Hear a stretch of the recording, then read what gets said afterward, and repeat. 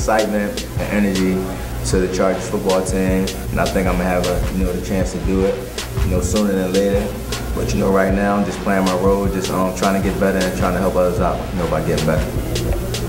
From Philadelphia, Pennsylvania, from Abbotsford Project. I grew up there all my life. Was raised by my grandmother.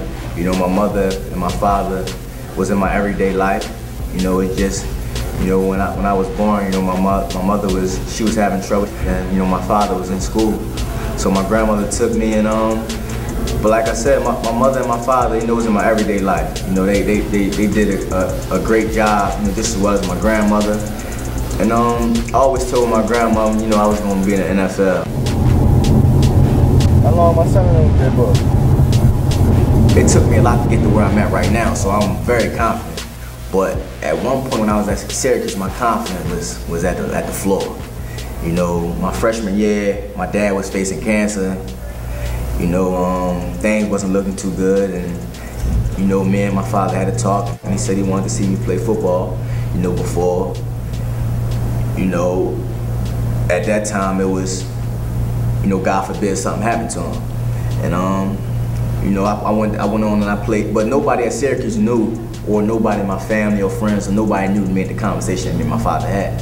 So I was kind of pressured, forcing the issue to play, and I played kick return. My dad, seen a few of my games, not as many as I would like him to have seen, but I was on a bus and I got a phone call, and they was like, "I'm sorry to hear about what happened."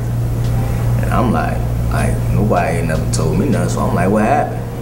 I ain't paying no mind, but I kind of had a feeling, that my dad passed away.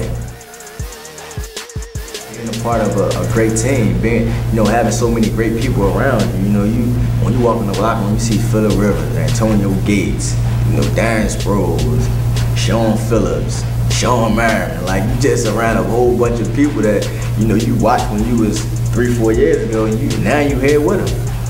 So I wouldn't get this feeling up for nothing. Deuces.